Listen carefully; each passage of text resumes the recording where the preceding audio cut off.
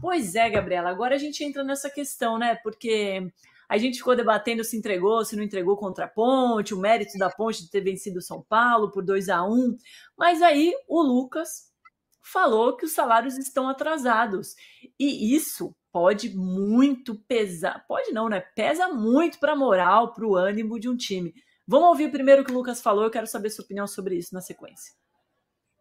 Primeiro ponto, o Zubeldia tem totalmente o nosso apoio, o nosso respaldo.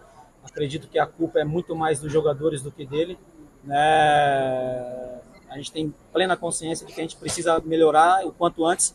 Não é normal essa sequência de resultados negativos que a gente está tendo, com o elenco que a gente tem. E o segundo ponto é que também não há desespero e não há crise, porque a gente já está classificado, mas é um sinal de alerta, para a gente ligar o sinal de alerta. Terceiro ponto, não tem nada, absolutamente nada a ver com a questão de salário atrasado. Isso aí são coisas que a gente vai resolver internamente. Quando a gente entra em campo, a gente quer fazer o nosso melhor, a gente quer ganhar. Infelizmente, as coisas não estão acontecendo. É momento de trabalhar, de falar menos, trabalhar mais, para que a gente possa mudar essa situação o quanto antes, para a gente chegar bem na fase decisiva. Então, ele falou que não tem nada a ver com o salário atrasado, mas o ânimo ou o desânimo contra a Ponte pode ser justificado, Gabriela, por esse atraso?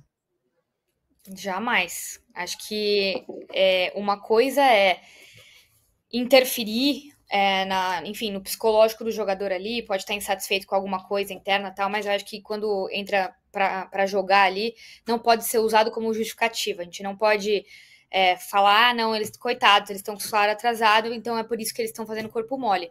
Eu acho que não é essa a percepção. Óbvio que eu acho que foi o que eu falei, pode atrapalhar em algum momento, mas ser o motivo principal, não. Você vê que o time vem numa involução, né? Nos últimos jogos, acho que teve, no começo ali do campeonato, teve a vitória contra o Corinthians, que foi muito boa, deu uma impressão muito boa. Contra o Mirassol, foi um placar elástico, 4-1. Teve alguns, enfim, erros defensivos ali, mas foi um placar muito bom. E aí depois antes da ida para Brasília, né, teve o jogo contra o Red Bull Bragantino, e depois empate com o Inter de Limeira com 1 a mais. Depois, de novo, Velo Clube empate, né? Bem no finalzinho, tomou empate 3 vezes, fez 1-0, tomou 2-1, tomou 3-2, tomou. Então, acho que não pode ser justificado, o desempenho do time não pode ser justificado só por essa questão de salário. E tem que entender exatamente o que está acontecendo também, né? Acho que tem algumas notícias. Às vezes sai, sei lá quantos meses de salário atrasado, e hoje eu li uma notícia que era do GE falando de premiação, então que tinha alguns valores devidos da premiação em relação ao 6º lugar do Campeonato Brasileiro do ano passado, e que seria quitado, né, na Florida Cup, lá na FC Series, lá, enfim, o torneio de Orlando. Eles citaram que talvez que era para ter sido, enfim, regularizada essa situação de premiação atrasada até 31 de janeiro. Aparentemente, até agora não foi regularizado, então estourou essa questão de, enfim, de dever jogadores e tal. Eu acho que o sentimento que a torcida, né, que o torcedor tem, é muito de não ter, acho que é não ter clareza do que está acontecendo exatamente. Acho que talvez nem os jogadores tenham clareza, acho que fica nessa questão de diretoria. A gente vê que todos os discursos, por exemplo, essa entrevista do Lucas, deu para ver exatamente, se você pega uma entrevista que ele falou sobre o Carpini no ano passado, é exatamente a mesma entrevista.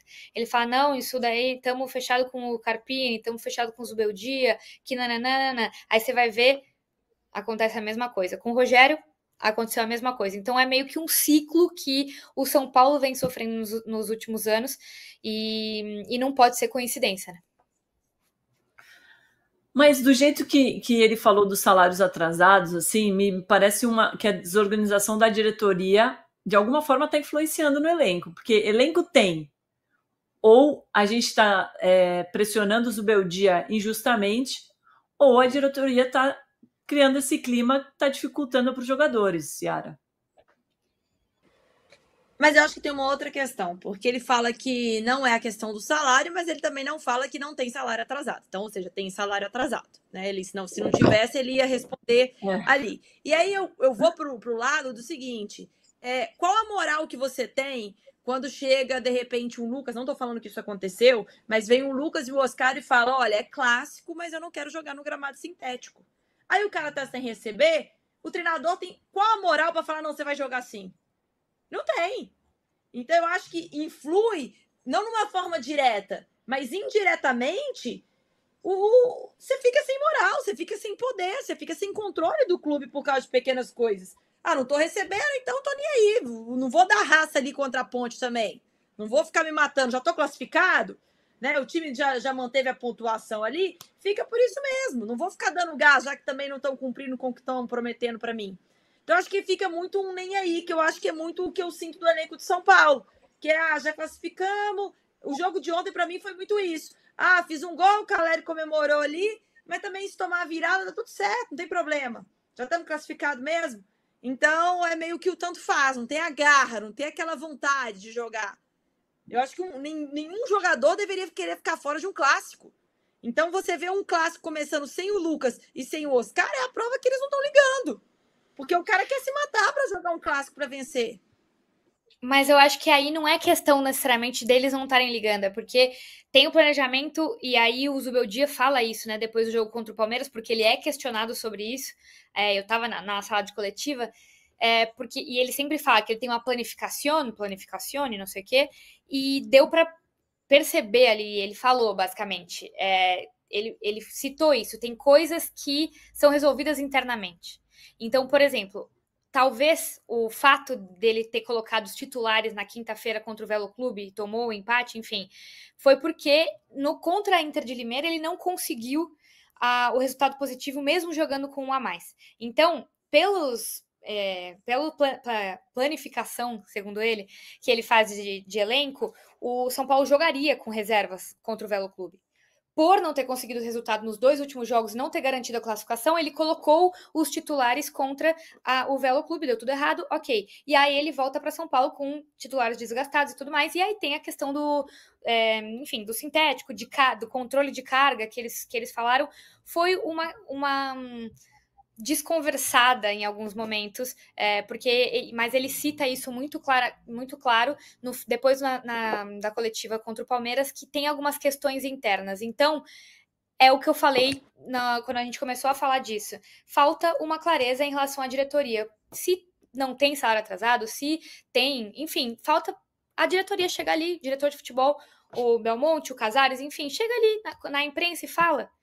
Conversa, fala a real para a torcida, fala a real para... Ô, Gabi, eu entendo o que você está falando, tudo bem. Ele usou ali os titulares contra o Velo, porque ele já queria garantir classificação, conseguiu 3 pontos. Mas aí ele não consegue, e aí ele fala, então não vou jogar com os titulares agora? Aí que ele até fala, não conseguiu, agora vocês têm que mostrar que vocês conseguem, porque é um clássico e é importante sair com moral no clássico.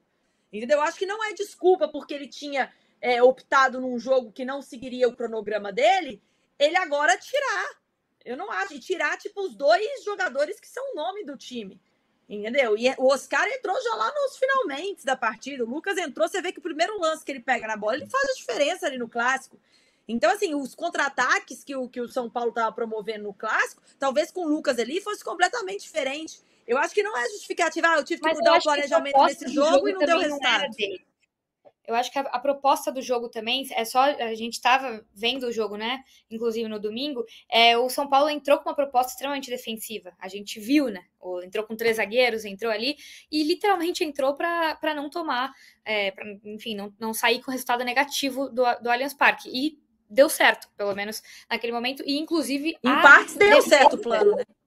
Exato. E a defesa é justamente a parte mais fraca do time hoje.